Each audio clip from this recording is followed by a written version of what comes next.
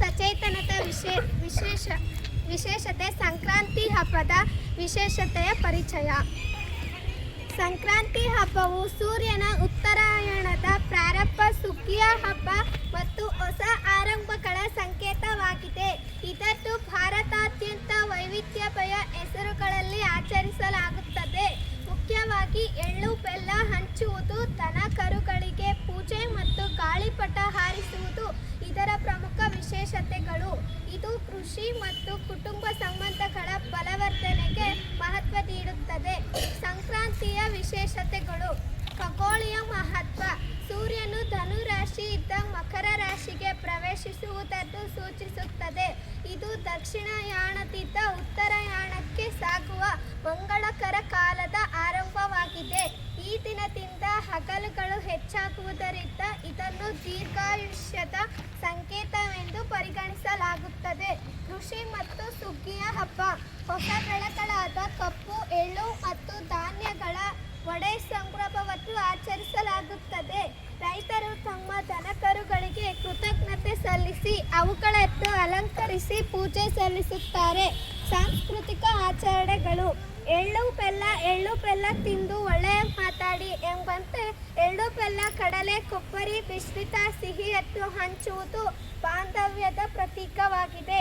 ಗಾಳಿಪಟ ಹಾರಿಸುವುದು. ಮಹಾರಾಷ್ಟ್ರ ಮತ್ತು ಗುಜರಾತ್ಗಳಲ್ಲಿ ಗಾಳಿಪಟ ಹಾರಿಸುವುದು ಮುಖ್ಯ ಸಂಪ್ರದಾಯವಾಗಿದೆ. ಇದು ಆಕಾಶದೊಂದಿಗೆ ಸಂಪರ್ಕ ಸಾಧಿಸುತ್ತದೆ. ಸಂಕ್ರಾಂತಿ ಹಬ್ಬದ ವಿಶೇಷತೆಯ ಪರಿಚಯ. ಪವಿತ್ರ ಸ್ನಾನ. ನದಿಗಳಲ್ಲಿ ಸ್ನಾನ ಮಾಡುವುದು ಮತ್ತು ಎಳ್ಳು ನೀರಿನಿಂದ ಸ್ನಾನ ಮಾಡುವುದು ಶುಭವೆಂದು ನಂಬಲಾಗಿದೆ. ಪೂಜೆ ಮತ್ತು ದಾನ.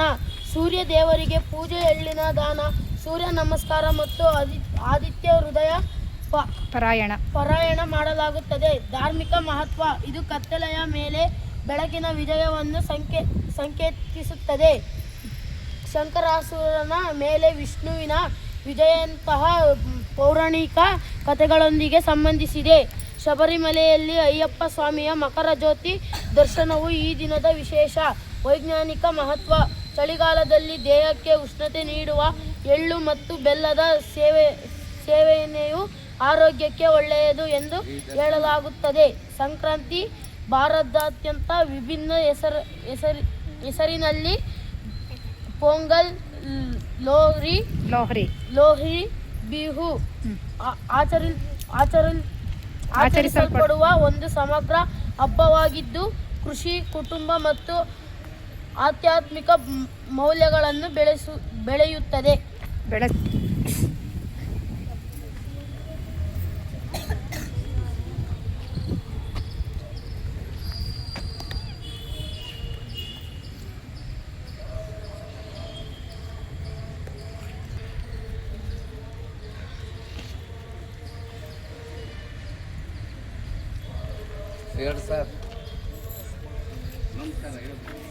ಸಂಕ್ರಾಂತಿ ಹಬ್ಬದ ಶುಭಾಶಯಗಳು. ಎಳ್ಳು ಬೆಲ್ಲ ತಿಂದು ಒಳ್ಳೆಯ ಮಾತಾಡಿ. ಸಂಕ್ರಾಂತಿ ಅಂದಾಕ್ಷಣ ನೆನಪಾಗುವ ಮಾತಿದು. ಎಳ್ಳು ಬೆಲ್ಲ ಇಲ್ಲದ ಸಂಕ್ರಾಂತಿಯನ್ನು ಕಲ್ಪಿಸಿಕೊಳ್ಳುವುದು ಸಾಧ್ಯವಿಲ್ಲ. ನಿಮಗೆ ಗೊತ್ತೇ, ಸಂಕ್ರಾಂತಿಯಲ್ಲಿ ಪುರಾಣ ಕಾಣಿಸುತ್ತದೆ, ವಿಜ್ಞಾನ ಇಣುಕು ಹಾಕುತ್ತದೆ, ಸಂಪ್ರದಾಯ ಮಾತಾಡುತ್ತದೆ, ಕೃತಜ್ಞತಾ ಭಾವ ಕೈ ಹಿಡಿಯುತ್ತದೆ. ನಮಗೆ ಒಳಿತಾಗಲಿ, ನಮ್ಮ ಬದುಕಲ್ಲಿ ಸಂಕ್ರಾಂತಿ ಆಗಲಿ ಎಂಬ ಆಶಾವಾದ ಜೊತೆಗೆ ಇರುತ್ತದೆ.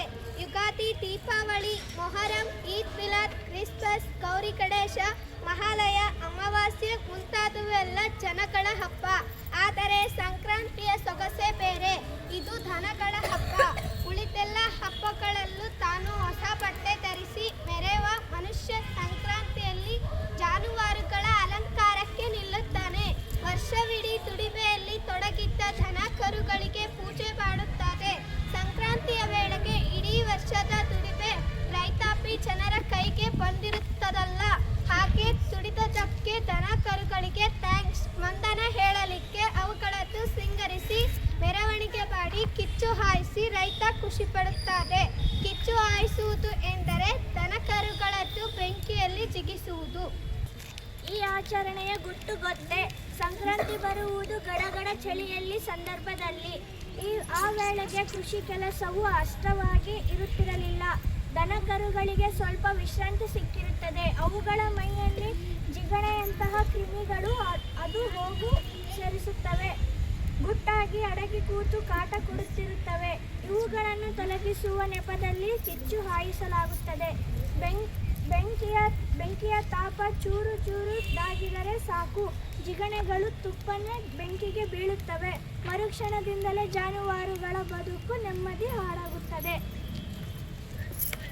ಸಂಕ್ರಾಂತಿಯಂದು ಎಳ್ಳು, ಬೆಲ್ಲ, ಕಡಲೆ ಮತ್ತು ಕೊಬ್ಬರಿ ಎಣ್ಣೆ ಯಾಕೆ ತಿನ್ನಬೇಕು ಅಂದರೆ ಚಳಿಗಾಲದ ಅವಧಿಯಲ್ಲಿ ಚರ್ಮ ಒಡೆದಿರುತ್ತದಲ್ಲ. ಆಗ ದೇಹದಲ್ಲಿ ಕೊಬ್ಬರಿ ಅಂಶ ಕಡಿಮೆಯಾಗುತ್ತದೆ. ಚರ್ಮ ಮತ್ತೆ ಹುರುಪುಗೊಳ್ಳಬೇಕಾದರೆ ಕಡೆದು ಹೋದ ಕೊಬ್ಬಿನ ಅಂಶ ಬೇಗನೆ ಸಿಗಲೇಬೇಕು. ಎಳ್ಳು, ಕೊಬ್ಬರಿ, ಕಡಲೆಯಲ್ಲಿ ಕೊಬ್ಬಿನ ಅಂಶ ವಿಪರೀತ ಎಂಬುದಷ್ಟೇ. ಸಂಕ್ರಾಂತಿಯ ನೆನಪು ಬೆಲ್ಲದ ಮಿಶ್ರಣ ತಿನ್ನುತ್ತಾರಲ್ಲ, ಆಗ ದೇಹವೆಂಬುದು ತಾನಾಗೆ ಸರಿಯಾಗಿ ಬಿಡುತ್ತದೆ. ಸಂಕ್ರಾಂತಿ ಹಳ್ಳಿಗರ ಮಧ್ಯೆಯೇ ಸೃಷ್ಟಿಯಾದ ಹಬ್ಬ. ಆಗಿಂದಾಗೆ ಜಗಳವಾಡಿ ಬಿಡುವುದು ಹಳ್ಳಿಗರ ಹುಟ್ಟು ಗುಣ. ತಾನೇ ಊರಿನ ಪಟೇಲರು ವರ್ಷದ ಕೊನೆಯಲ್ಲಿ ಜಗಳ ಆಡುವುದನ್ನು ಒಡೆದು ಸೇರಿ ಇವರಿಂದ ಅವರಿಗೆ ಎಳ್ಳು ಬೆಲ್ಲ ಕೊಡಿಸಿ ರಾಜಿ ಮಾಡಿಸುವುದಂತಲೇ ಈಗ ಏನಾಗಿದೆ ಹೇಳಿ? ಹಬ್ಬವೇನು ವರ್ಷವೂ ಬರುತ್ತಿದೆ, ಆದರೆ ಅವರಲ್ಲಿ ಸಂಭ್ರಮವಿಲ್ಲ. ಸಂಭ್ರಮ ಎಂಬುದು ಎದೆಯಾಳದಿಂದ ಹುಟ್ಟಿರಬಹುದಿಲ್ಲ.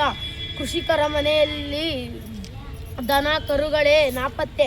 ಆ ಜಾಗಕ್ಕೆ ಟ್ರ್ಯಾಕ್ಟರ್ಗಳು ಬಂದು ನಿಂತಿವೆ.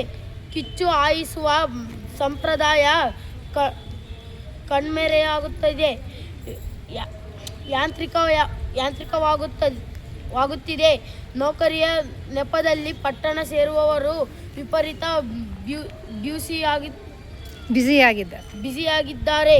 ಕಾಸಿಗೆ ಪರದಾಡುತ್ತಿದ್ದಾರೆ. ಸಂಕ್ರಾಂತಿಗೆಂದು ಊರಿಗೆ ಹೋಗಿ ಬಂದರೆ 500 ರೂಪಾಯಿ ನಾಮ ಬೀಳೋದು ಖಂಡಿತ.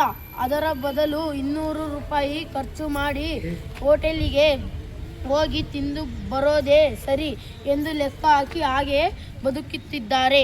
ಒಂದು ಕಾಲದಲ್ಲಿ ಎಳ್ಳು ಬೆಲ್ಲ ನೀಡುವುದು ಬಾಂಧವ್ಯದ ಸಂಕೇತವಾಗಿತ್ತು, ಆದರೆ ಅದೀಗ ಪ್ರತಿಷ್ಠೆಯ ವಿಚಾರವಾಗಿದೆ. ಜಾಸ್ತಿ ಎಳ್ಳು ಬೆಲ್ಲ ಕೊಟ್ಟವರೇ ಶ್ರೀಮಂತರು ಎಂಬಂತಾಗಿದೆ. ನಾನೇ ಮೇಲು, ನಾನೇ ಶ್ರೇಷ್ಠ ಎಂದು ತೋರಿಸಿಕೊಳ್ಳಲು ಎಲ್ಲರೂ ಮುಂದಾಗಿದ್ದಾರೆ. ದೊಡ್ಡದಾಗಿ ಕಾಣಲೆಂದು ದಪ್ಪ ಸಕ್ಕರೆ ಅಚ್ಚು ಸೇರಿಸಿ ಎಳ್ಳು ಬೆಲ್ಲ ಪ್ಯಾಕ್ ಮಾಡುತ್ತಿದ್ದಾರೆ. ರೆಡಿಮೇಡ್ ಎಳ್ಳು ಬೆಲ್ಲದ ಪ್ಯಾಕ್ಗಳು ಫ್ಯಾಬ್ ಮಾಲ್ಗಳಲ್ಲಿ ಧಾರಾಳವಾಗಿ ದೊರಕುತ್ತಿವೆ. ಕಳಪೆ ಮಾಲು ಎಂಬುದು ಎಳ್ಳು ಬೆಲ್ಲದ ರೂಪದಲ್ಲೂ ಮಾರುಕಟ್ಟೆಗೆ ಬಂದಿದೆ. ಸದಾ ಮುಖವಾಡದೊಂದಿಗೆ ಬದುಕುವ ನಾವು ಈ ಬದಲಾವಣೆಗಳನ್ನು ಒಪ್ಪಿಕೊಂಡಿದ್ದೇವೆ. ಇಲ್ಲ, ನಾವೆಲ್ಲ ಬಯಸುವ ಸಂಕ್ರಾಂತಿ ಇದಲ್ಲವೇ ಅಲ್ಲ.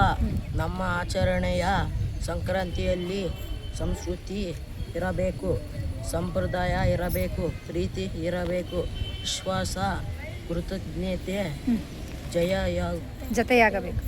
ಜತೆಯಾಗಬೇಕು. ಹಬ್ಬದ ನೆಪದಲ್ಲಿ ಸಂಕ್ರಾಂತಿ ನಮ್ಮ ಬದುಕಲ್ಲಿ ನಡೆದು ಹೋಗಬೇಕು. ಸಂಕ್ರಾಂತಿ ಅಂಥದ್ದೇ ಆಗಿರಲಿ. ಐಶ್ವರ್ಯ, ನೆಮ್ಮದಿ, ಖುಷಿ, ರಂಗು, ಆರೋಗ್ಯ, ನಲಿವು, ತೃಪ್ತಿ, ಹುಮ್ಮಸ್ಸು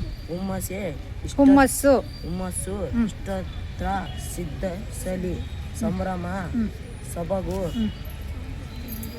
ಸಮೃದ್ಧಿ ಎಲ್ಲರೂ ಸಮೃದ್ಧಿಯಾಗಲಿ.